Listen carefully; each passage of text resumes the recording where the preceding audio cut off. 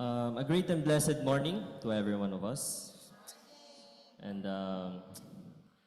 ngayon po ay it's another opportunity po para sambahin ng ating Panginoong Jesucristo. I hope every one of us are ready now to worship the Lord. Amen? And may I request everyone to please stand as we have our individual and silent prayer.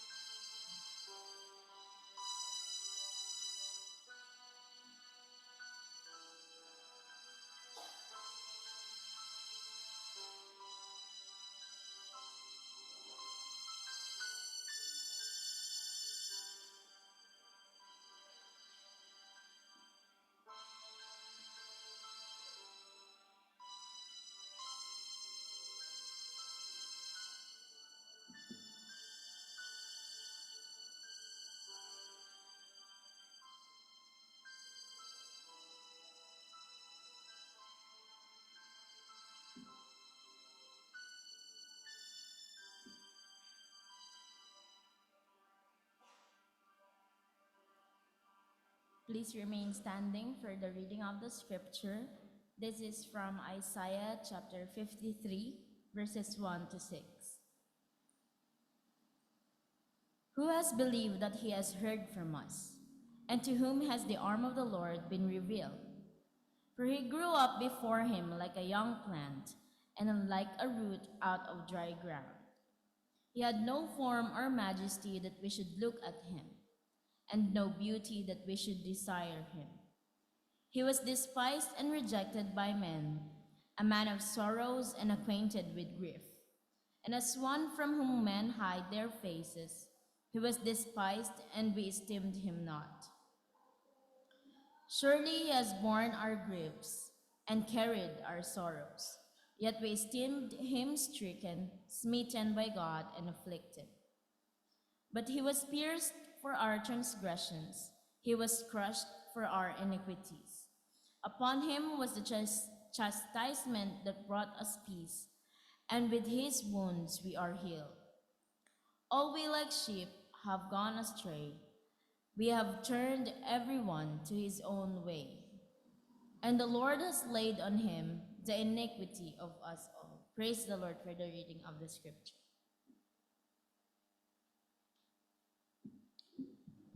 Let's pray. Lord Heavenly Father, we thank you, Lord God, sa araw na ito, Panginoon, na binigay niyo po sa amin, Lord God. Lord, buksan niyo po ang aming Panginoon, sa aming pagsamba ngayong araw na ito, Panginoon. Kayo po, Lord God, manguna sa amin. At, kabayan po kami, Lord God, ng Holy Spirit, Lord, sa bukas sa aming programa, Panginoon. At naway successful, Lord God, ang iyong worship service ngayong umaga na ito, Panginoon. Heavenly Father, ingatan niyo po kami, Panginoon, pati na rin po ang mga paparating pa dito sa simbahan niyo, Panginoon, upang sambahin ka. Naway maalala nila, Panginoon, na ito ang iyong araw, Panginoon, at hindi lamang para sa kanilang pansariling kasiyahan, Panginoon. Lord God, we are, Panginoon, na kayo lamang po ang maluwalhati, Panginoon, sa araw na ito. Ito lamang po ang aming pinapanalangin sa pangalan ni Kristo Jesus. Amen. Glory be to the Father, and to the Son, and to the Holy Ghost, as it was in the beginning, 'tis now and ever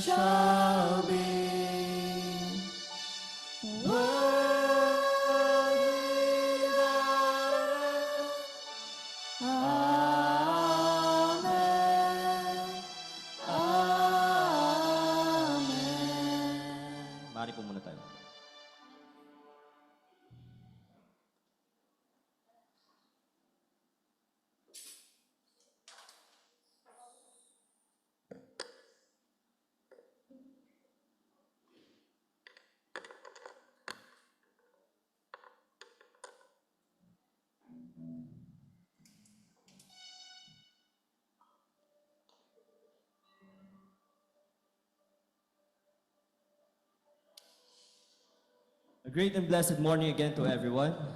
And this moment, bigyan natin ang awitan ng Panginoon.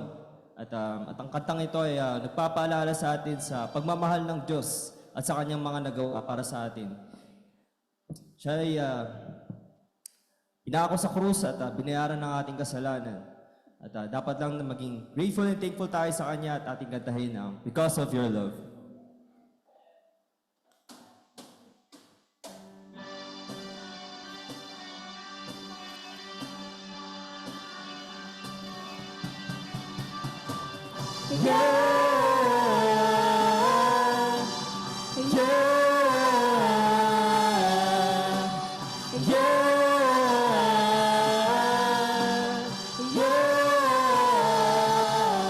As we come into your presence, we remember every blessing that you poured out so freely from above. Lifting gratitude and praises for compassion so amazing. Lord, we come to give you thanks for all you've done. Because of your love, we're forgiven. Because of your love, our hearts are clean. We lift you up with songs of freedom. Forever we're changed because of your love.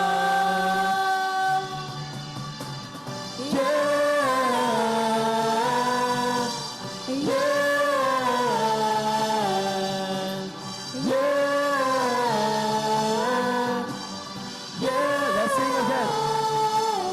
As we come into your presence, we remember every blessing that you poured out so freely from above. Lifting gratitude and praises for compassion so amazing. Lord, we come to give you thanks for all you've done. Because of your love, we're forgiven. Because of your love, our hearts are clean. We lift you up in songs of freedom. Forever we're changed because of your love.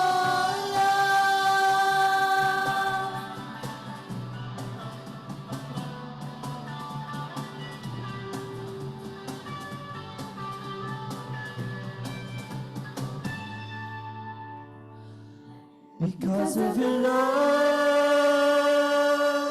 we're forgiven. Because of your love, our hearts are clean. We lift you up in songs of freedom. Forever we're changed because of your love.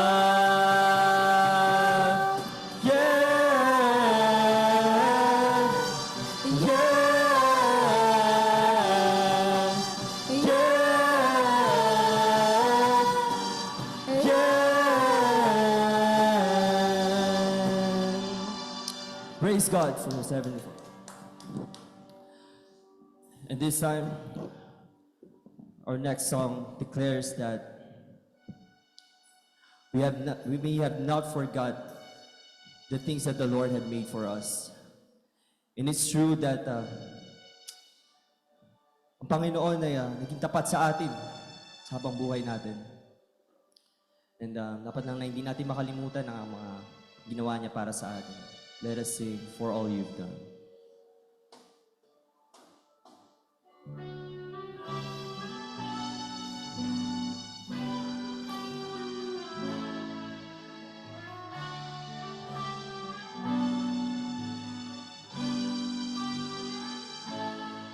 Sing. For all you've done, for all you're going to do, we give you thanks and lift our praise to you. We give thanks, we give praise, for we know that all things work together for our good. We give thanks, we give praise, for by faith we know your grace will see us through. Tayo po tayong lahat at awitin natin ang susunod na stanza. We give thanks, we give praise, for we know that all things work together for our good. We give thanks, we give praise, for by faith we know your grace will see us through.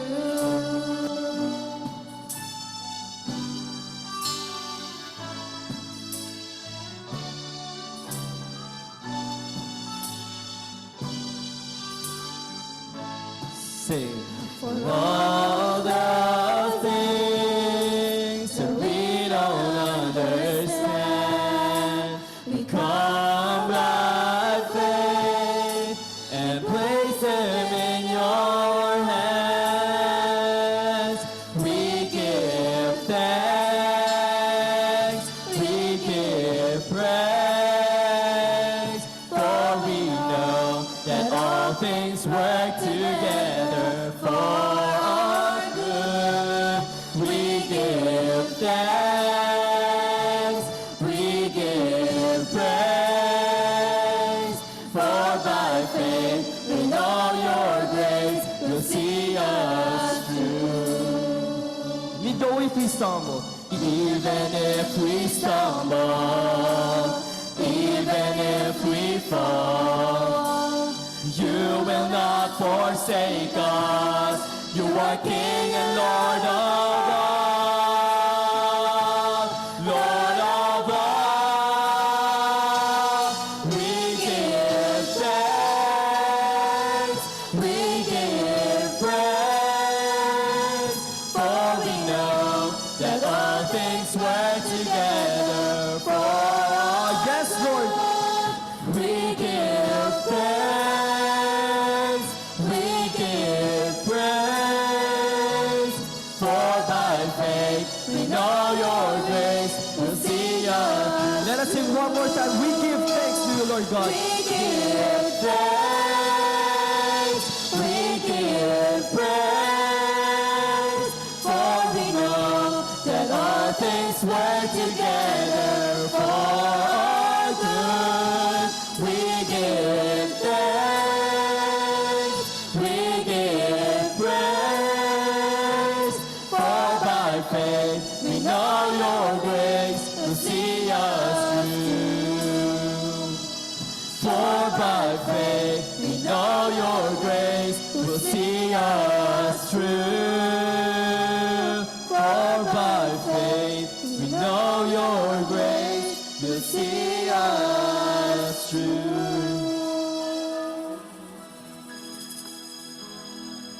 Lord Heavenly Father, thank you again, Panginoon. Sa araw na to, Panginoon, hindi namin makakalimutan, Lord God, ang mga sakripisyo, Lord God, na binigyan niyo po para sa amin, Panginoon. Walang papantay sa inyo, Panginoon. Sa inyong mga nagawa, Panginoon. Ikaw lamang itataas namin, Panginoon. Ikaw lamang iluwalhati namin, Panginoon. May you be glorified, Lord God, sa aming mga awitin na aming inihandog namin para sa inyo, Panginoon, ngayong araw na ito. Salamat, Panginoon. Ito lamang po ang aming napanalangin sa pangalan ni Kristo Jesus. Amen. Maaari na po tayong umupo.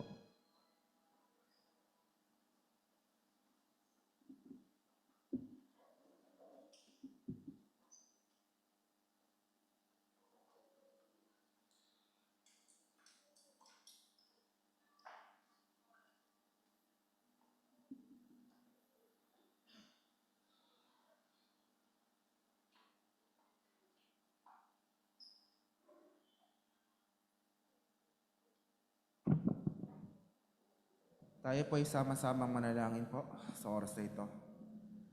Ama kong Diyos, kami ay nagpupuri at tinadakila ang iyong kataas-taasang pangalan. Dahil kayo ang kamanghamang Diyos na nagmahal at binigyan ng regalo, Panginoon. Binigyan kami ng regalo na hindi man kami karapat-rapat, at sa yaman at sa lalim ng iyong biyaya ay kami inabot, Panginoon. Sa gitna ng aming karumihan, sa gitna ng aming kalunos-lunos na kalagayan, Panginoon, hindi ka mahal-mahal, hindi ka rapat-rapat na iligtas, Panginoon. Ba't kinakabagan at naranasan namin lahat ng mga biyayang ito? Dahil sa iyong kabutihan at sa iyong kadakilaan na hindi pagkakait ng iyong kaisa-isang anak. Dahil kung wala ang aming Panginoong Jesucristo, bali wala ang awitin namin ito. Bali wala ang aming ginagawa, Panginoon. At salamat po. Salamat sa iyong banal na Espiritu na sa gitna ng mga pagsubok, sa gitna ng mga bagay na hindi namin maunawaan, Panginoon, nandyan kayo at kasama namin. Nagkuturo at naggagabay sa gitna ng aming mga kahinaan. Patuloy ang iyong biyaya ay magiging sufisyente, Panginoon. Dahil yung banal na Espiritu ay nananatili sa amin, Panginoon. Kaya, Panginoon, nandito po kami sa iyong harapan at nagpapakumbaba bilang isang simbahan at bilang isang kongresyon, Panginoon. Ay patuloy kaming tumatawag, patuloy kaming aasa at patuloy kaming paghahawakan ng iyong mga pangako na kayo ang aming Diyos na gumagawa at kumikilos sa iyong mga anak at sa iyong simbahan. Kaya Panginoon, patuloy patatagin at palakasin ang bawat kapatiran ko. Patuloy yun, Lord, na patatagin, Panginoon, sa gitna ng pabago-bago ng sitwasyon ng buhay na ito. Manatili, Panginoon, na may mabuti kaming Diyos na nagmamahal na kasama namin. Patuloy niyo, Lord, na palaguin kami sa aming pananampalataya. Patuloy namin saliksikin ang iyong mga salita. Dahil ito lang ang tanging pamamaraan niyo, Panginoon. Na lalo namin kayo makilala at lubago kami sa aming pananampalataya. Tulungan niyo rin po kami na mamuhay kami na nanaayon, Panginoon, sa iyong pinag-uutos, naayon sa iyong anak na si Jesucristo. Na mamuhay kami na kawangis ng iyong anak, Panginoon. Sa tulong iyong banal na Espiritu na patuloy na namin dapat, Lord, na sinasabuhay namin ang bawat salita niyo at nagpapasakop, Panginoon, sa iyong banal na Espiritu. Patawarin niyo kami pagkakataon, Panginoon, na mas patuloy namin pinapamuhay ang aming laman. Patala namin, Panginoon, na sa iyong tulong na iyong banal na Espiritu, alam namin hindi pa kayo tapos sa aming buhay at babaguhin niyo po kami. Dahil kayo ang tapat na Diyos na nangako na hindi pa kayo tapos sa amin at itutuparin niyo ang iyong mga pangako, Panginoon, sa oras na tinakda niyo, Panginoon. Tulungan niyo rin po kami na patuloy namin, Lord, na ang misyon na pinagkatiwala niyo sa amin, Panginoon, ay patuloy naming hangarin at isabuhay, Panginoon, na gawing disipulo ang lahat ng lipi, Panginoon. Tulungan niyo po kami na maging masigasig kami na sa paghahayag ng iyong mabuting balita at sa paggawa ng disipulo, Panginoon. Tulungan niyo kami na hindi lang manatili kaming bilang Kristiyano lamang, but maging disipulo niyo po kami. Tulungan niyo kami maging masigasig, Panginoon, kung saan niyo kami nilagay na simbahan, Panginoon. Patuloy namin inihiling, Panginoon, na sa loob ng iyong simbahan, ang hangarin niyo, Panginoon, ay magkaisa. Magpakumbabaan, Panginoon. Ito lang ang tanging paraan, Panginoon, para makita ang lahat ng tao na sa loob ng iyong simbahan ay kayo ang Panginoon ng simbahan na ito. Panginoon, patuloy po namin hinihiling sa iyong paggabay sa mga ministeryo po namin, Panginoon. Lalo na, Panginoon, sa darating na Huwebes, Biyernes hanggang Sabado at Linggo, Panginoon, pagpalaan niyo po nawa ang aming Holy Week service mula sa aming prayer day, mula sa Biyernes, Panginoon, sa aming Family Day, Panginoon, at sa aming Resurrection Sunday. Tulungan niyo po ang mga manggagawa niyo gagamitin, Panginoon, sa paghahayag ng huling 7 salita niyo, Panginoon, sa araw na to. At pagpalaan niyo po kami ng kalakasan at karunungan, Panginoon, na magampanan namin ang tungkulin po namin, Panginoon. Kayo rin po maggabay sa aming Family Day. Makasama namin ang mga kapatiran namin sa Kabuko, sa Fairview, Panginoon.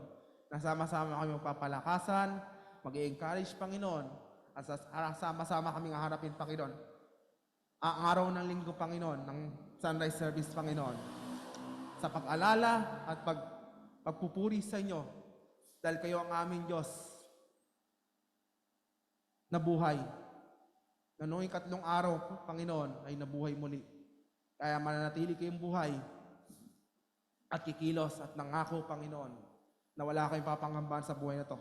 Even kamatayan, Panginoon, hindi namin papangambahan. Dahil namin darating ang panahon, Panginoon, ay kami harap sa inyo at makasama na namin kayo, Panginoon. O Lord, may bless din, Panginoon, ang mga pangailangan po namin sa aming proyekto, Panginoon, sa aming building project. Na sa iyo biyaya ay matapos na po ang mesa rin namin at sa aming target na magkaroon na po kami ng aircon, Panginoon. Kaya din sa aming kalusugan, Panginoon, ingatan niyo rin po nawa. Sa gitna ngayon, na pabago-bago ng panahon, sa gitna na tumitindi ang init, Panginoon, sa aming bansa, ingatan niyo po aming kalusugan at sa aking mga kapatiran na may makaramdaman. Ganoon din sa akin, Panginoon. Kain kayo lang aming Diyos na nagbibigay ng kagalingan sa aming karamdaman. We are praying for healing para kay Kuya Loloy, Panginoon. Na sa iyong biyaya ay matanggal po ang bara sa puso niya at provision sa mga pangailangan niya ng gamot. At ganoon din kay Ate Cecil, Panginoon. Sa kanyang patuloy na check-up, Panginoon, na maging maayos sa kanyang mga follow-up check-up at patuloy kayo magbigay sa kanya ng kalakasan, Panginoon, sa mga side effect, Panginoon, ng kanyang chemotherapy.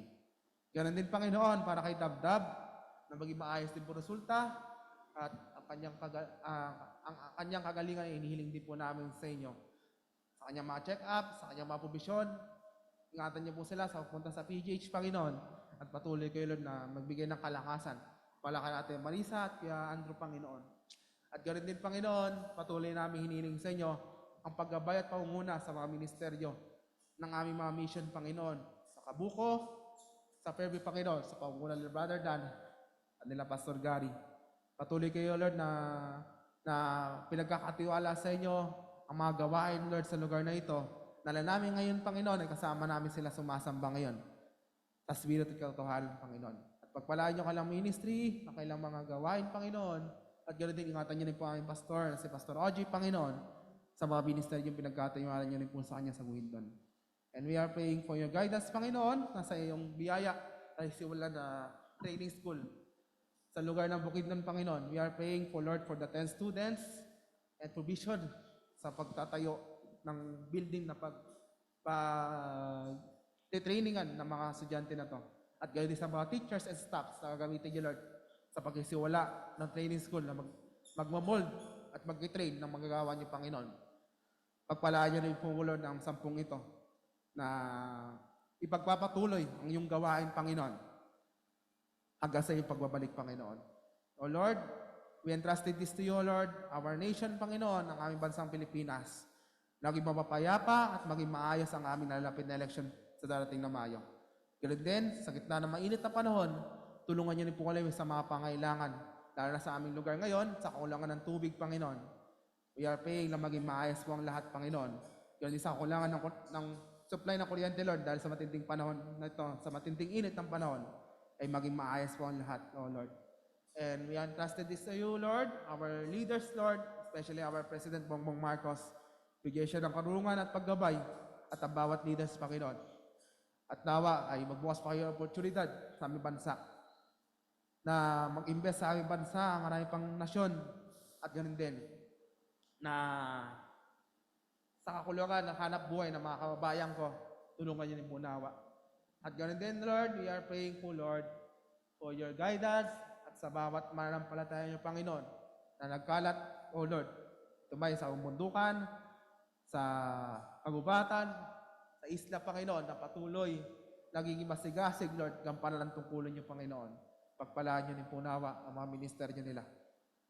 At patuloy na sa iyong biyaya ang bawat mananampalataya sa aming bansa ay manindigan sa iyong katotohanan at makita niyo nagtatapat, Panginoon, na sinasabuhay niyo yung mga salita.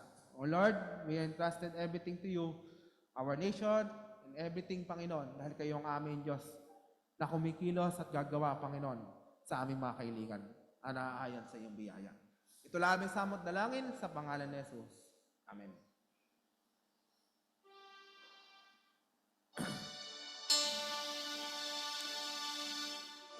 Hear our prayer, O Lord.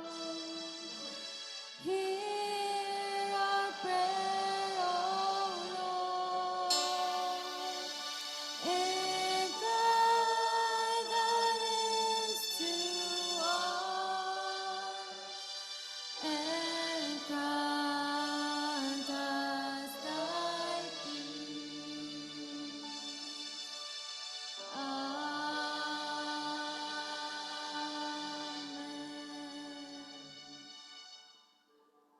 Mari po tayo mga po. At sa oras na to ay tayo po ay makikinig na po sa pag-aaral ng salita ng Diyos. Tama ba? At hindi po ata makakanta ngayon si Ate Michelle. Akin. Ayun. Sige po. So this time, before pala tayo makinig sa pag-aaral ng salita ng Diyos, ay mahilig muna tayo sa tanging bilang ng ating kapatid.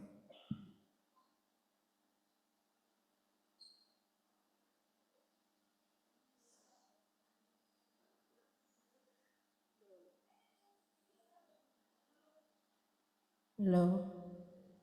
Good morning. Kala ko kasi, napaos kasi ako.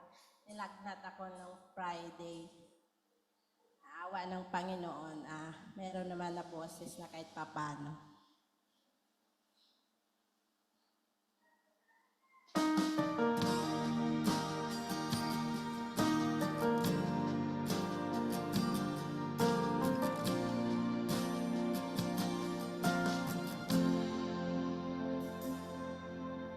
Guide me now, and dare your wings cover me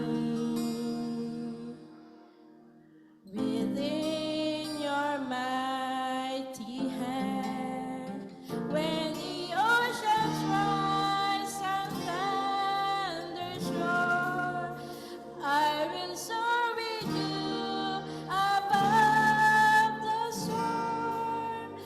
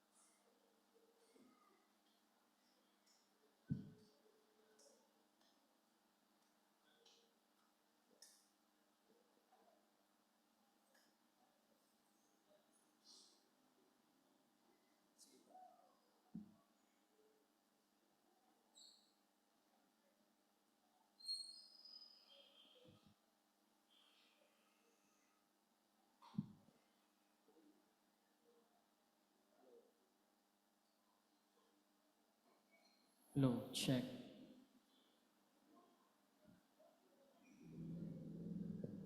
Low. Yan. Good morning po sa ating lahat. Morning. Praise God. At salamat sa Panginoon dahil muli, this is the day that the Lord has made, that we will rejoice and be glad in Him. And this is the day where we will worship the Lord in spirit and in truth. No? Not only the songs that will be rendered to Him, but also His Word. Dito tayo sasamba sa Kanya. This is the center of our worship. And I am blessed na makita kayong muli at makarinig din ng awit ni Sister Michelle, no? Nakaka-bless. At matagal na yung awit na yan. Actually, yan yung isa sa mga pinaka natutunan kong awit nung ako ay naging Christian. Yan. Ang message niyang awit is about God's sovereignty, no? You will not be moved, you will be still because you know that you are with God and you know that He is God, no? Praise God. So ngayon po, mga kapatid, as we worship the Lord in His Word, ay nawa, ialis muna natin sa ating mga isipan yung gumugulo, no? At yung mga lumilikot sa ating mga isip. At tayo po ay mag-focus sa salita ng Diyos. Today, inatasan po ako ni Pastor Ogie Molina ibahagi ang topic entitled The Message of the Cross. Actually, itong topic na ito ay na-message ko na nung mga huli kong message dito sa, I believe, last Sunday of March, no? And yung title ko noon is about the cup and Christ agony. No? Nag-pray si Jesus sa Garden of Gethsemane. And it was clearly because he was in anguish dahil sa cup of wrath na iinumin niya. No? But now, today, this is all about the message of the cross, but titignan naman natin yung mensahe ni Isaiah. Yan. If you, buksan po natin ang ating mga Bibles sa Isaiah chapter 53 verse 4 down to verse 6. No? Babasahin ko po ito and sundan nyo na lang po ko ng inyong mga mata. In ESV version, sabi dito, "Surely He has borne our griefs and carried our sorrows. Yet we esteemed Him stricken, smitten by God, and afflicted. But He was pierced for our transgressions, He was crushed for our iniquities. Upon Him was the chastisement that brought us peace, and with His wounds we are healed." Verse 6, "All we like sheep have gone astray. We have turned everyone to his own way, and the Lord has laid on Him the iniquity of us all." Yan. So, ayan, para magkaroon tayo ng better grasp, no, sa ating pong topic, which is the message of the cross, no? Yung ano ba nangyari na mensahe sa paghihirap ng ating Panginoon. Titignan natin yung first gospel na sinulat dito sa Bible, and this is Isaiah chapter 53. No, hindi Matthew, Mark, Luke, and John, but the first gospel ever written was Isaiah 53. No? About the suffering servant. And before we continue po, no? Dako muna tayo sa panalangin. Let us pray. Hiningi tayo ng tulong sa ating Diyos. Dakila naming Diyos, nakataas-taasan, kabanal-banalan at makapangyarihan sa lahat. Kami po, Panginoon, ay sinasamba ka at binibigyan ka ng mataas na papuri at pasalamat dahil muli niyo pong tinipon, Lord, ang inyong mga anak upang amin pong pagbulay-bulayan ang inyong mga salita at alalahanin, Panginoon, ang dakila ninyong ginawa sa krus ng Kalbaryo. Maraming salamat po, Panginoon. At At dalangin po namin, Panginoon, sa oras na ito, natulungan niyo po kami sa aming pong pag-aaral. Nawa, Lord, ang banal na Espiritu na nananahan sa amin ang siyang kumilos at mabigay sa amin ng kaunawaan upang amin pong lubos na maintindihan ng inyo pong salita at tumagos po nawa ito sa aming puso at isipan. Salamat po, Panginoon, sa iyo po ang papuri at parangal, ito ang aming panalangin sa pangalan ni Jesus. Amen and amen. Yan. So, bibigyan ko po muna kayo ng background sa ating pong author, no? Si Isaias.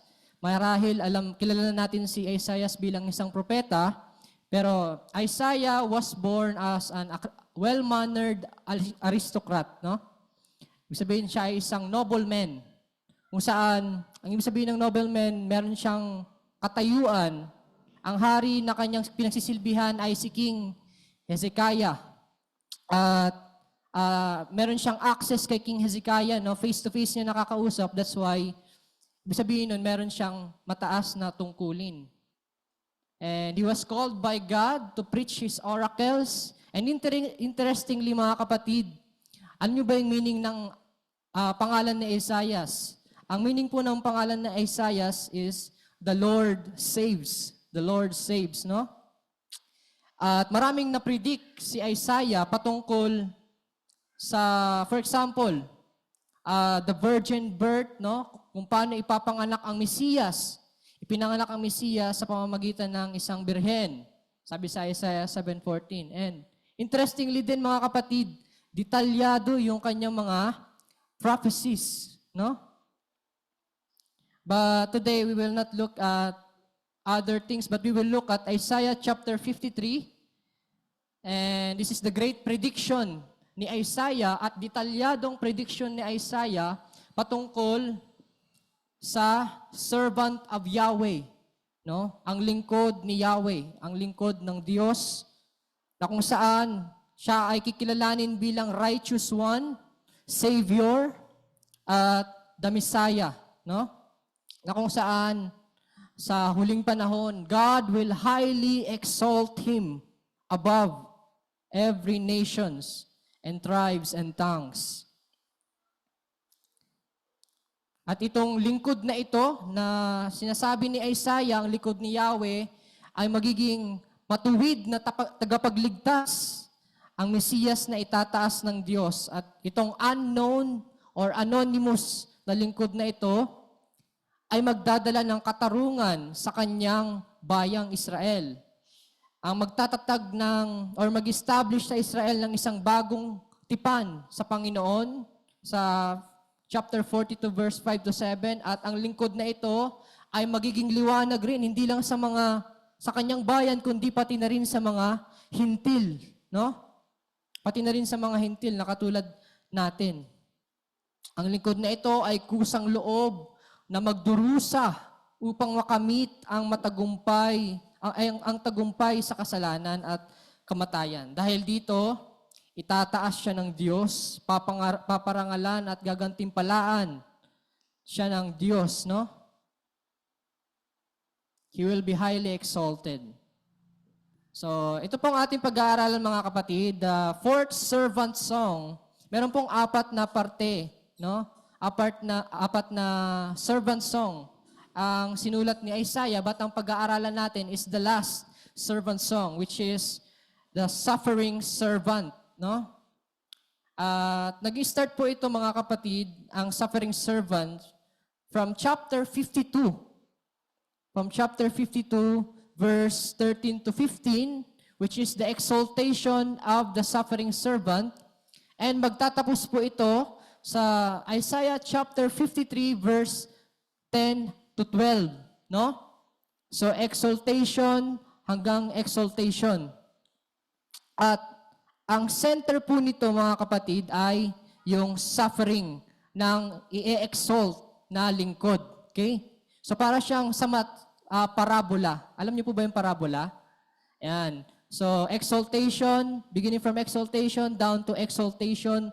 At the center of that is the suffering servant, no? Kung bakit kailangan i-exalt, ano ba yung reasons, no? Why Christ will be exalted or the suffering servant. will be exalted. Napakaganda ng poem na ito, mga kapatid, or song. The center and the heart of the gospel. So, sa ating pong passage, I want to give you 3 truths of Christ's substitutionary death. No? Hindi lamang natin makita yung exaltation ng ating Panginoon sa book na ito, o sa passage na ito, but we can see Jesus, ang ating Panginoon, ay naisulat na pala sa panahon pa lamang 700 years ago, 7 dekada, no? Bago isilang ang Panginoon, detalyado na, planado na kung anong mangyayari sa Kanya. Nakaka-mind-blowing, no? So the first point of the 3 truths of Christ's substitutionary death ay the unexpected Messiah or Messiah, beginning from verse 4. Sabi diyan sa verse 4, tunay na kanyang pinasan ang ating mga karamdaman at dinala ang ating mga kalungkutan. Gayunmay ating itunuring siya na hinampas, sinaktan ng Diyos at pinahirapan. No? Tignan po natin yung verb ng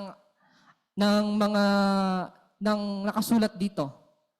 Kung makikita natin sa verb, no, yung action words sa ating is all in past tense. All in past tense. No? Ibig sabihin nito, surely na mangyayari. Surely na mangyayari. Ang lakas ng confidence ni Isaiah na mangyayari talaga yung ganitong klaseng suffering sa servant, at totoo nga na nangyari ito. Sabi dito, in verse 1 to verse 4, no? Isaiah's prophecy was clearly about somebody from the future. Yan. So, kung makikita natin dito, mga kapatid, si Isaiah ay nakatingin, yung vision niya ay nakatingin sa mga tao sa future, no, na nakatingin sa Kristo, na napako sa krus. Yan. So sabi dito, sinong naniniwala sa aming narinig? At kanino nahayag ang bisig ng Panginoon? So ito ay patungkol sa mga tao na kung saan, sa future na kung saan ay nakalagpas na sa kamatayan ng ating Panginoon. Kunwari, ito ang kamatayan ng ating Panginoon. Ito si Isaiah. Tinitignan ni Isaiah yung future, yung mga tao, group of people, no, na nakatingin sa cross at isinulat niya ito kung ano ang nakita nila sa cross. Ganun ang sinulat ni Isaiah patungkol dito.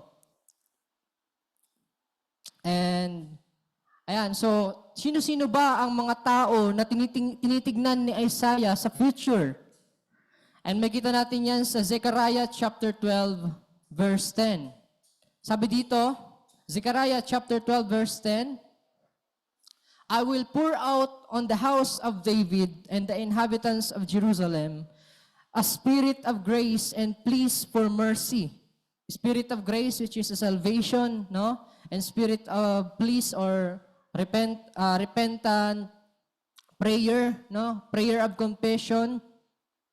So that when they look on me, when they look at Christ, in Him whom they have pierced, they shall mourn for Him as one who mourns for an only child and weep bitterly over Him as one weeps over a firstborn.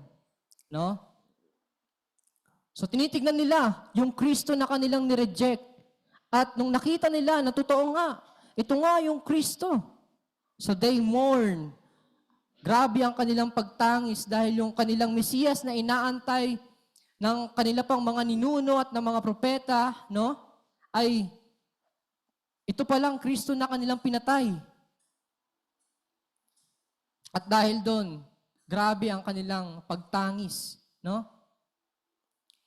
And in verse 4, makita natin yung unexpected na pagtingin nila sa Mesiyas. This Messiah is unexpected, unimpressive, no? Sabi nga.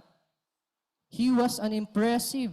Di namin alam na siya pala ang tunay na Mesiyas because his life was ordinary, unimpressive, sabi ng mga Hudyo, no? He was like a root in a dry ground.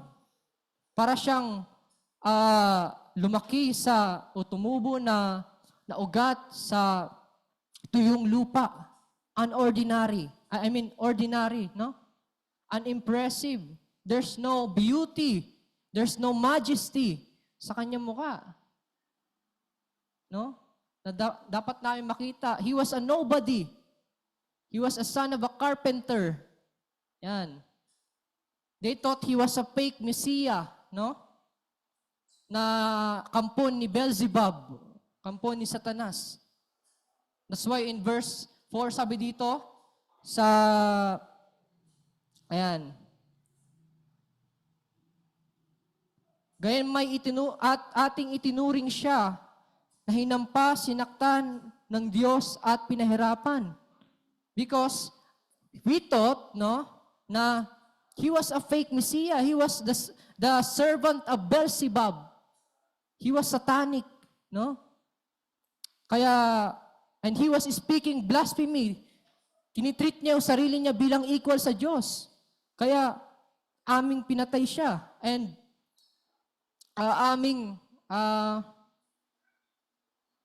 ginamit yung mga Romano upang ipako siya sa krus. But, nagkamali kami, no? Sabi dito, tunay na kanyang pinasan ang ating mga karamdaman. We were wrong. It is our griefs and our sorrows He bore. We were wrong. No? Kaya grabe na lamang yung pagtangis nila. Ganun yung sinusulat ni Isaiah. Tinitignan niya yung mga future, no? Na mga group of people and they are looking at Jesus on the cross. And until now, mga kapatid, ganito pa rin ang pagtingin ng mga Israelites kay Jesus. He was a blasphemer. Hindi siya tunay na Mesiya. He was a fake Mesiya. No? Ang patuloy pa rin nilang inaantay yung pangako ng Diyos na Mesiya. But for us, mga kapatid, no, that know the truth, Jesus is our Messiah. And He bore our griefs and sickness. So on the day na ma-realize nila that Jesus Christ is the one Messiah na pinatay nila, they will mourn. Tatangis sila. And they will say, we should be the one that needs to be crucified because He was pure. He was holy and righteous and innocent. Walang ginawang crimes. And we beat Him to death. No? We nailed Him to the cross. Nilagyan pa namin ng tinik ang kanyang ulo. At pinagupit. We strike him to death, no?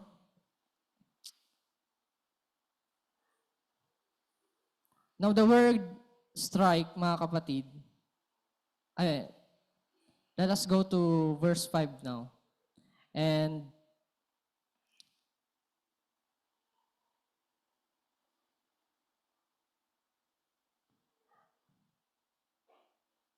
But through these things, mga kapatid, ang meaning po ng griefs and sorrows, no? He bore our griefs and our sorrows. Is yung explanation po, yung translation ng born, no? Is to pick up, to lift, and to put it to himself, no? And the griefs and sorrows is only represent the effects of sin on humanity. Hindi lang pinasan ng Panginoon ang ating mga kasalanan, pati na rin ang epekto ng kasalanan, no? The effects of sin, which is the griefs and the sorrows that we are experiencing day by day, no?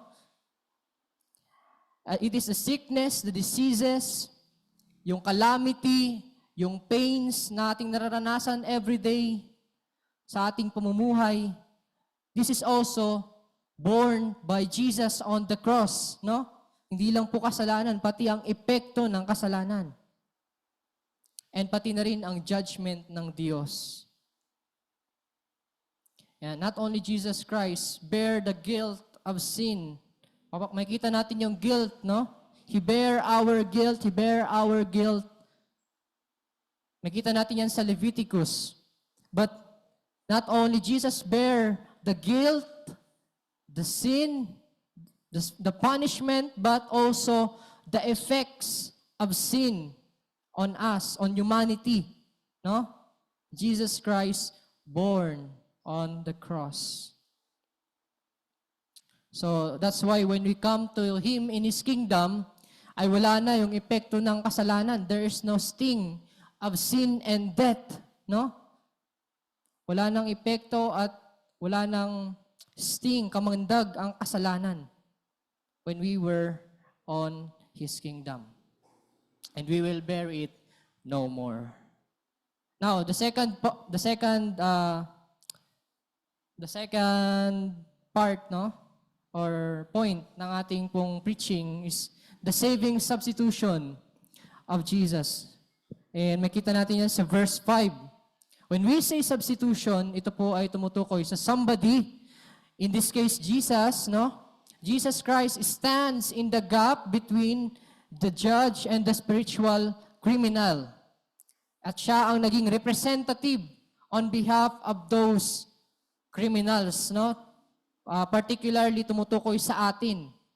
And He took the justifiable and rightful penalty na nararapat dapat na ipataw sa atin. Now notice the word or the pronouns, no? Marami tayong nakita, siya or him, he, his, no? Singular, ang pumapatungkol kay Jesus, and patuloy na nauulit ang salitang we, our, and us, no? Na pumapatungkol, first person plural na patungkol sa atin, no? And also the verb here, yung mga action words or verbs, no, ay also in the past tense. In the past tense. Grabe future yung isusulat ni Isaiah, but he was writing it in the past tense. Look at this, mga kapatid. And in verse 5, basahin natin. But He was pierced for our transgressions. He was crushed. Di ba? For our iniquities. Upon Him was the chastisement that brought us peace. And His wounds, we are healed. Yan. So it's already in the past tense. Grabe yung confidence na Isaiah that this will surely happen, no? This will surely happen. And it all happened on the cross when Jesus died. No? And so Jesus clearly did not come to fix our mistakes like most churches, no, na tinuturo. Jesus come to fix our mistakes, our disappointments. No. Clearly, ang Panginoon ay pumunta sa lupa for our transgressions, for our sins. And Philippians chapter 2 says, He even suffered and died, even death on the cross. And many scholars thought na yung mga violent na action words na ito, na pierced, crushed, chastised, wounded, ay only metaphors. Metaphors lang daw ito o ano lang, parang kathang-isip lamang, hindi talaga tunay na nangyari sa Panginoon. But I will tell you this, mga kapatid, all these things, no, He was pierced, He was crushed, He was chastised, He was wounded, all these things happened to the Lord, no? For example, He was pierced, yan. Kung titignan natin yung cross, no? Jesus Christ ay tinusok 5 times. Alam niyo ba yun, mga kapatid? He was 5 times pierced sa kamay, sa paa, sa ulo, at sa tagiliran. He was pierced 5 times. He was crushed or bruised. Diba? Yung binugbog. The meaning of crushed ay kinuha, inilagay sa paanan at tinapakan, dinurog. That is the word crushed. And bruised ay puno ng bugbog, puno ng pasa, no? Ang kanyang katawan. But itong crushed or bruised ay naulit, no? In verse 10. Makita natin sa verse 10, sabi dito, jump tayo sa verse 10 mga kapatid. Please focus our eyes. Gayon may kinalugdan ng Panginoon na mabugbog siya, kanyang inilagay siya sa pagdaramdam. Ano? So this is the biggest sorrowful thing na nangyari sa Panginoon when He was bruised, not by Romans, but by God Himself. No? He was crushed. He became sorrowful to death. Why? Because on the cross, God can't look on Him. Sabi ni Jesus sa cross, Eloi, Eloi, lama sabachthani. My God, why has you forsaken me? No? He was crushed by His Abba Father on the cross. Biruin mo, from eternity past, no? Kasama mo na. But then, God will look on you with despised eyes. He will turn His eyes away from you and forsaken you.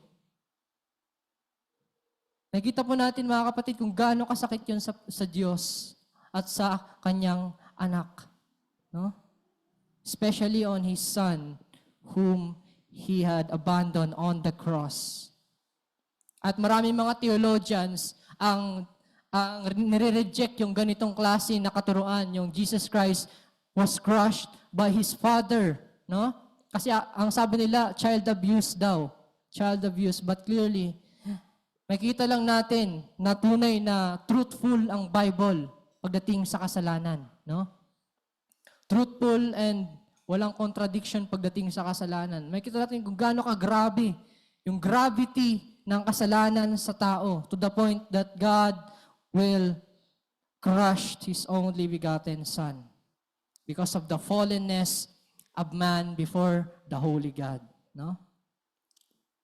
Kung gaano kabanal yung Diyos at kagalit sa kasalanan to the point that Jesus Christ, He became the substitute for our sin. Carrying our sin and His people's sin, He became sin. 2 Corinthians chapter 5:21, so that the holy God will become both just and the justifier, no? On those who trust in Jesus and His finished work on the cross. God is holy and can't look on sin. Hindi niya kayang tumingin. He hated it, no? Hindi kayang magkunwari ng Diyos na tumingin sa kasalanan because He is a just God, a holy God. He hated sin to the core, no? Grabe yung pagkamunghi ng Diyos sa kasalanan. That's why He can't look on Jesus na pasan-pasan ang kasalanan ng buong sanlibutan na nasasampalataya sa Kanya. Mga pinili ng Diyos, no? And God forsaken His only begotten Son and crushed Him and poured out His divine wrath and judgment on Jesus. He was chastised. And when we say chastised, mga kapatid, ito po ay ginagawa ng parents, no, or specifically ng tatay sa kanyang anak. Pinaparusahan dahil sa pagiging disobedient, pagkakasala, pagiging matigas ang ulo, no? But God, sabi dito, God chastised His Son. Pinarusahan, hindi dahil sa nagkasala ang kanyang anak, kundi dahil sa ating mga kasalanan, no? Because we are because we are rebelling against God, because we are disobedient to God. And that chastisement na ginawa sa ating Panginoon brought us peace before God. Nagkaroon ng kapayapaan, no? Nagkaroon ng reconciliation between God and His people. At ito ang pinakahuli, napaka mabulaklak na wordplay na salita, no? Beautiful wordplay. Sabi dito, in verse 5, listen mga kapatid. And with His wounds, we are healed. With His wounds, we are healed. What do you mean? Grabe, no? Kasi, instead na ang sugat, no? Dahil sa sugat ng ating Panginoon, our wounds were healed. Our wounds were healed, no?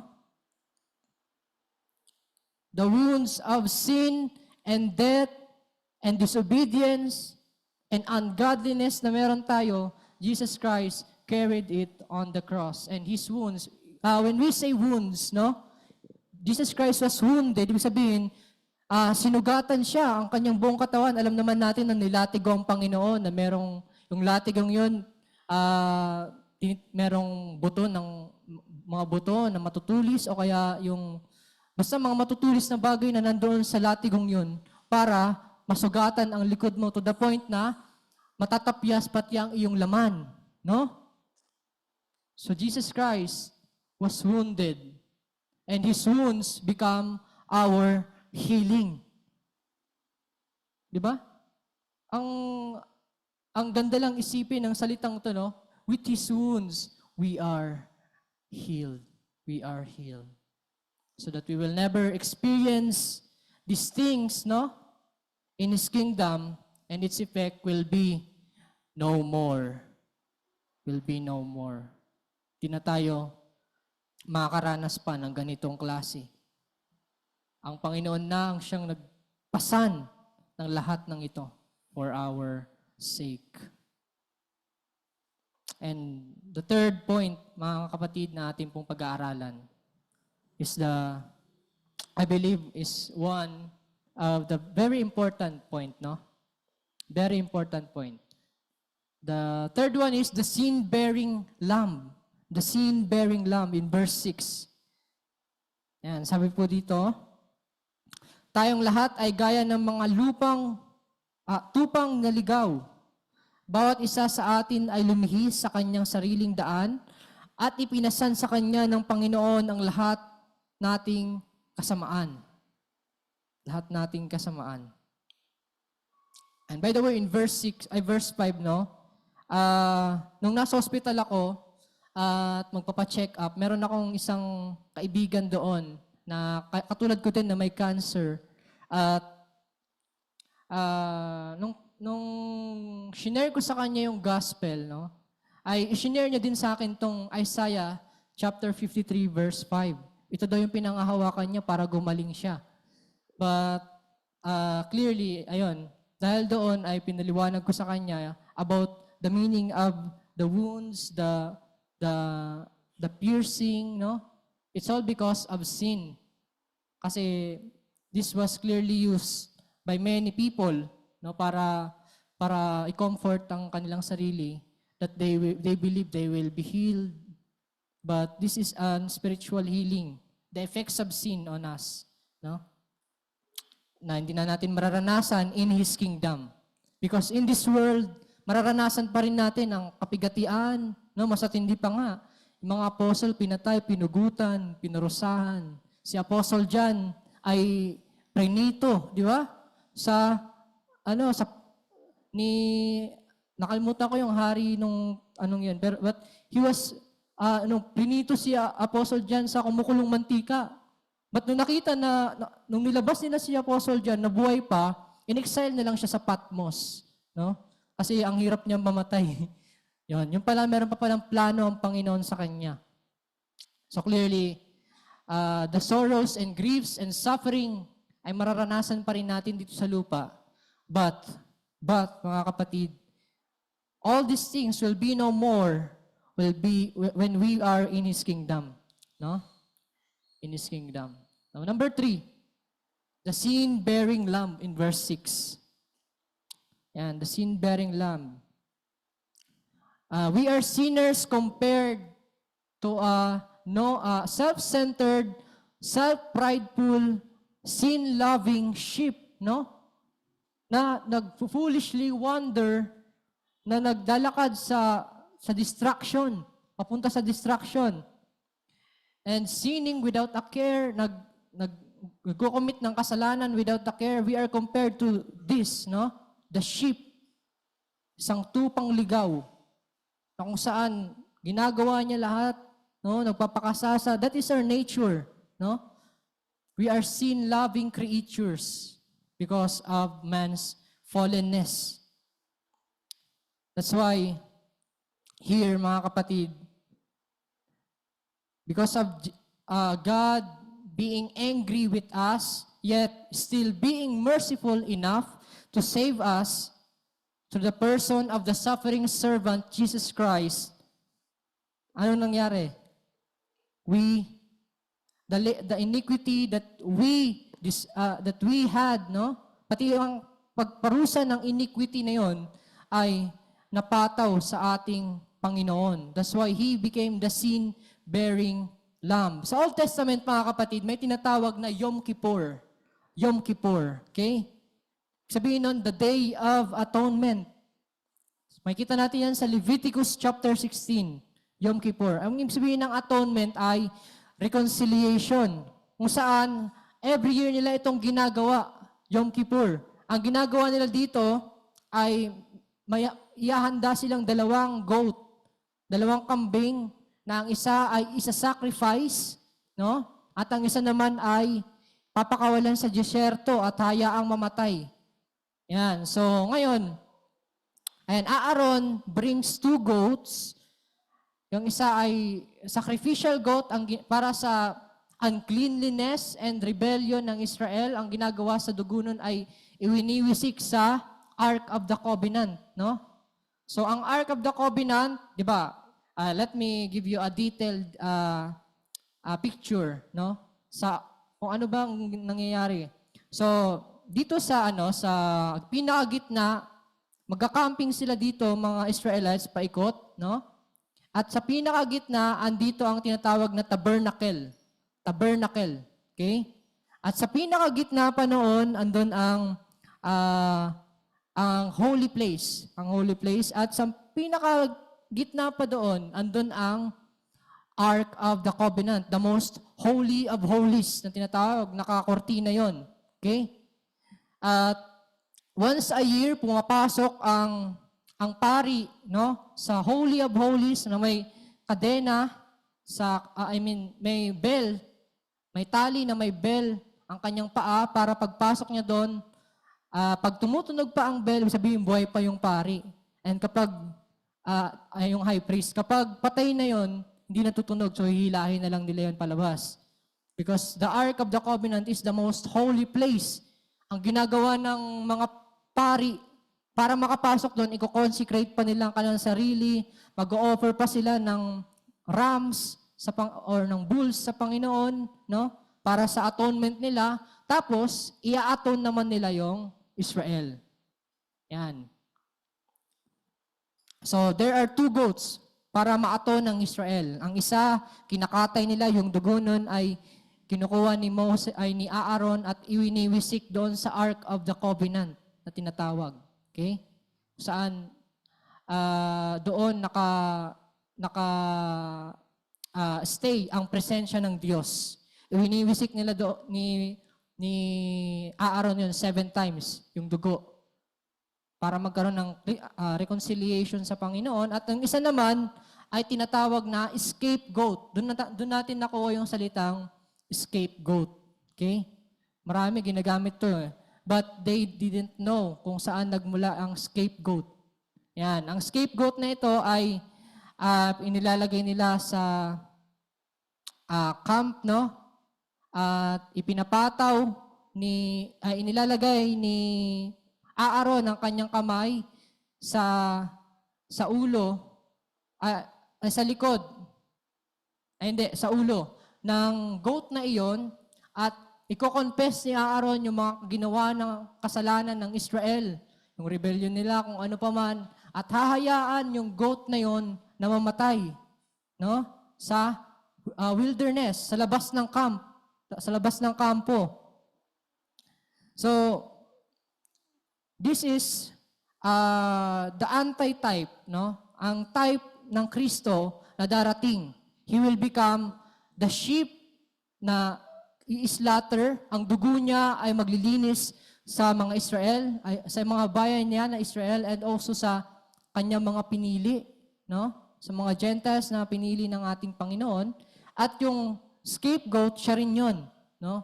He will become the scapegoat na kung saan ay mag-aapis at magre-remove sa ating mga kasalanan. Yan, so Jesus, our substitute, achieved two things. Ito yon sa ginawa ng Israel, no? Na dalawang goat. The first goat, no? Appease God's wrath against Israel for 1 year. Ayan. Ginagawa lang nila to every year ng Israel para ma-appease yung kanilang kasalanan sa Diyos ng 1 taon. At after ng 1 taon, ayan, gagawin ulit nila yon to appease God's wrath. But Jesus Christ, no, absorbed the wrath of God, no, for our sins once and for all time. No? Once and for all time. And the second thing na na-achieve ng ating Panginoon is just as the second goat, no, ay dinala yung sin ng Israel palayo, no? At doon ay namatay ang goat na yun sa wilderness. So Jesus Christ also carried our sins and removed it, no? As far as from the east is from the west, no? And through that, our sins was removed once and for all time. Instead of carrying our sins, Jesus Christ took the sin. He became the sin bearer, the lamb offering, no? Para sa ating mga kasalanan. And He did it for us. He is the good shepherd, no? Who laid His life for His sheep. In John chapter 10, verse 11. So grabe, no? Grabe yung nangyari sa Old Testament na fulfillment kay Kristo. Ang dami niya palang na-fulfill. Nung binabasa ko to, grabe, namangha talaga ako, no? Yung foreshadowing ng Diyos sa paparating na Kristo at natupad nga iyon. So I was amazed by God and by the Lord Jesus Christ. And through that, grabe yung pag-rejoice ng puso ko. Because mapagkakatiwalaan itong Kristo na ating pinanampalatayanan. No? It is only the proof that Jesus Christ is the Messiah, the sin-bearing, spotless Lamb. Yan, who takes the sins of His people and carried it to Himself.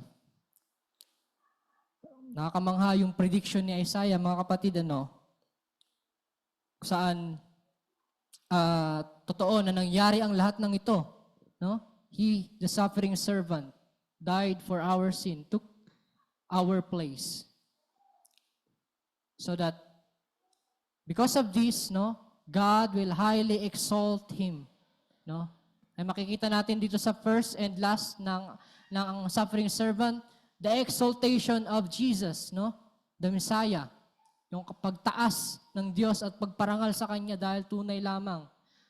At, ayan, para mapatibay pa yun, buksan natin ang ating mga Bible sa Apocalypse or Revelation, chapter 5, verse 1 to 7, 1 to 14. No? Pwede natin to babasahin lahat. Ayan, at nakita ko sa kanang kamay ng nakaupo sa trono ang isang aklat na may sulat sa loob at sa likod at tinatakan ng 7 tatak. At nakita ko ang isang makapangyarihang anghel na nagpapahayag sa malakas na tinig. Sino ang karapat-dapat magbukas ng aklat at magtanggal ng mga tatak nito? At nagkaroon ng katahimikan at walang sino man sa langit, sa ibabaw ng lupa man o sa ilalim ng lupa ang makapagbukas ng aklat o makatingin man sa loob nito.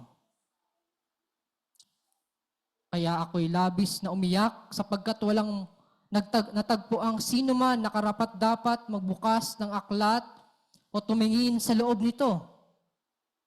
Subalit, sinabi sa akin ng isa sa matatanda, huwag kang umiyak. Tignan mo, ang leon sa lipi ni Huda, ang ugat ni David ay nagtagumpay upang mabuksan niya ang aklat at ang 7 tatak nito. No? Sabi daw, ang lipi daw ni Judah, the lion from the tribe. But nung tinignan ni Apostle John, yung lion, wala siyang nakitang lion, kundi, let's see, mga kapatid, kung ano ang nakita niya. Pagkatapos ay nakita ko sa gitna ng trono at ng 4 na nilalang na buhay at sa gitna ng matatanda ang isang kordero na nakatayo. So wala. Asa ng leon from the tribe of Judah? There's nothing but only the lamb. No? Na nakatayo. Na tulad sa isang pinaslang na may 7 sungay at 7 mata, na siya'y 7 espiritu ng Diyos na sinugo sa buong daigdig. Siya'y lumapit at kinuha ang aklat sa kanang kamay ng luklok sa trono at sila'y nag-awitan. Ano sabi ng awit? Ikaw ay karapat-dapat na kumuha sa aklat at magbukas ng mga tatak nito sapagkat ikaw ay pinatay at sa pamamagitan ng iyong dugo ay binili mo para sa Diyos ang mga tao mula sa bawat lipi, wika at bayan. So tayo ito, na magpupuri sa Diyos. Pupurihin natin siya. God will exalt the Lamb. He was the lion, no? But when we see it, he was the lamb, no? Ang tupa, ang kordero ng Diyos na nag-believe. At sila ay inyong ginawang isang kaharian at mga pari sa aming Diyos at sila ay maghahari sa ibabaw ng lupa. Verse 11, nakita ko at narinig ang tinig ng maraming mga anghel sa palibot ng trono at ng mga nilalang na buhay at ng mga matatanda at bilang nila ay milyon-milyon at libo-libo.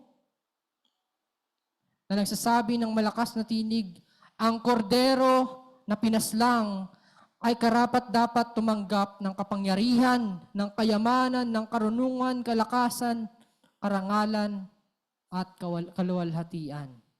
No? At ang bawat bagay na nilalang na nasa langit, nasa ibabaw ng lupa, at nasa ilalim ng lupa, tayo ito.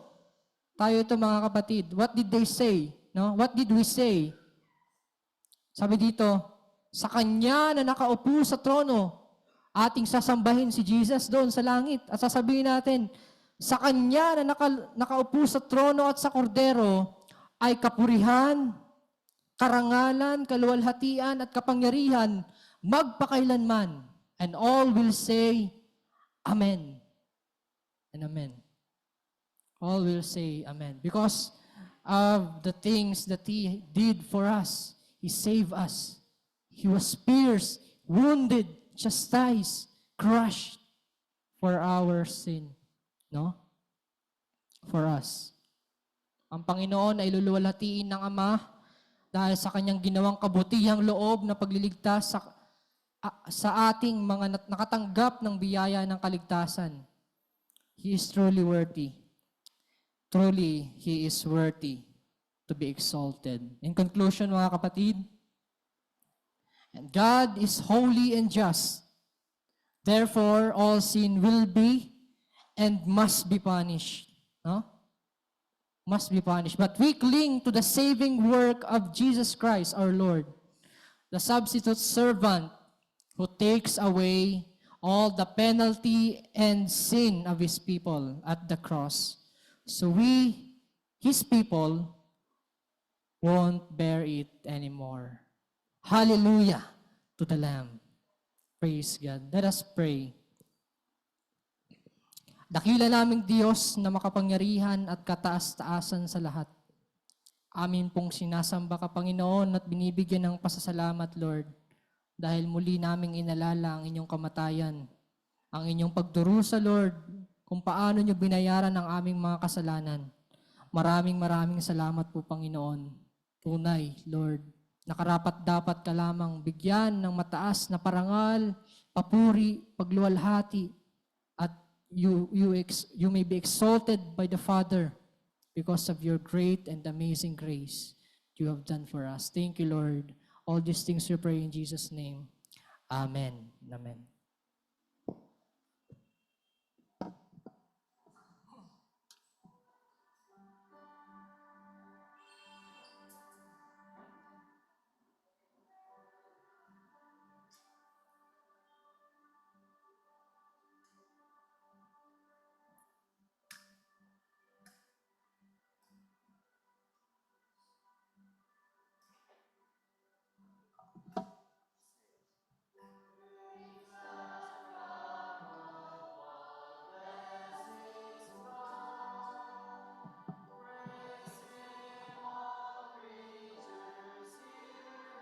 Below, praise Him above the heavenly host. Praise Father, Son, and Holy Ghost. Amen.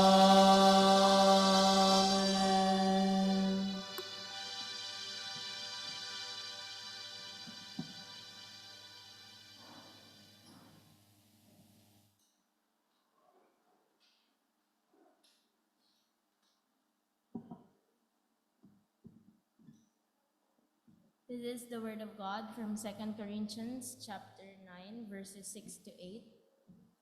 The point is this: whoever sows sparingly will also reap sparingly, and whoever sows bountifully will also reap bountifully.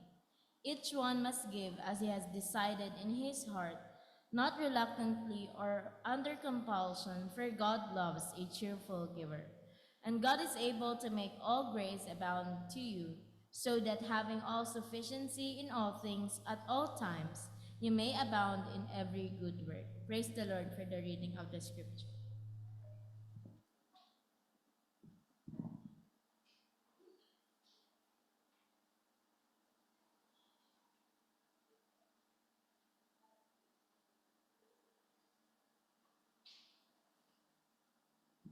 Let's pray. Father God, we are thankful, Lord, for everything you have done in our lives. We thank you, Lord, na kayo ang aming Diyos na binigay ang lahat ng aming mga pangailangan sa buong isang linggo. Ito hindi nyo pinagkayat at ito freely you have given us everything our needs, Lord. Ito'y sapat at higit, Lord, sa aming mga pangailangan na pinagkalob nyo. Kaya nawa, Panginoon, bilang pagsamba at pagpuri namin sa inyo. Tagapin niyo po nawa ang aming may kapo, aming mga handog, at yun din aming mga pinangakong salapi, na patuloy niyo, Lord, na gagamitin ito para sa ikinalawig pa ng iyong gawain sa lupang ito. Purihin ka, Lord, at nawa ay paspasan niyo po kami ng kagalakan sa tunay ng banal na Espiritu sa aming pagsamba sa pagbibigayan. Sa pangalan ni Jesus. Amen. Mali po tayo mo po.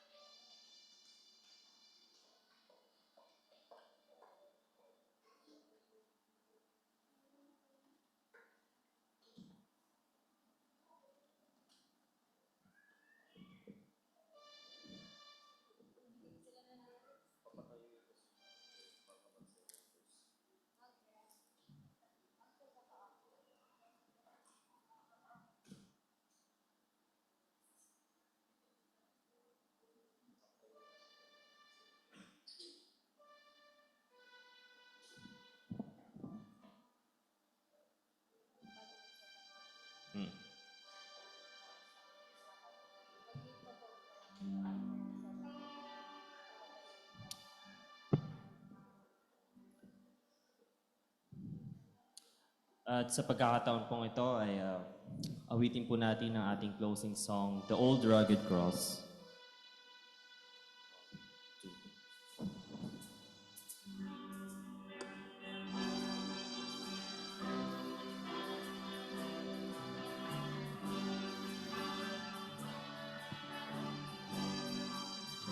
Sing.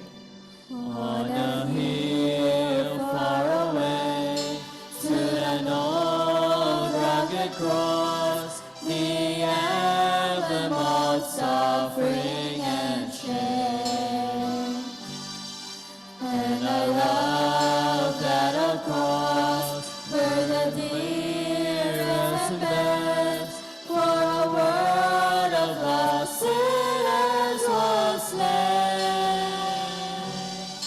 So I cherish the old rugged cross, till my trophies at last I lay down. I will cling to the old rugged cross and exchange it someday for a crown. Let us all please stand up, please, as we sing our second verse. Sing. Oh, the old rugged cross, so despised by the world, has a wondrous attraction for me. For the dear Lamb of God left His glory above to bear it to dark Calvary. So I cherish the old rugged cross, till my trophies at last I lay down. I will cling to the old rugged cross and exchange it someday for a crown. Let us sing the chorus one more time. So I cherish the old rugged cross, till my trophies at last I lay down. I will cling to the old rugged cross and exchange it someday for a crown. I will cling to the old rugged cross and exchange it someday for a crown. Lord Heavenly Father, we thank you, Lord God, sa araw na to uli, Panginoon, na humingi po sa amin, Panginoon. Salamat, Lord God, sa mensahe na pinabati niyo po sa amin ngayong umagang ito, Panginoon. And Lord God, naway itong araw na to, Panginoon, mga aral, Panginoon, na aming naway maisabuhin namin, Panginoon, at Lord, sa lahat ng mga miyembro ng simbahan ito, Panginoon, na narito, Panginoon, sa inyong simbahan, Panginoon. Lord God, sa aming maghihiwa-hiwalay, Panginoon, sa pagtatapos sa aming gawain, Panginoon, kayo po ang magabay sa amin, Lord God. At, hindi namin makalimutan, Panginoon, ang ginawa para sa amin, Panginoon. At ito lang po ang pinapanalangin sa pangalan ni Jesus. And now to Him is able to keep you from stumbling and to present you faultless before the presence of His glory with great joy.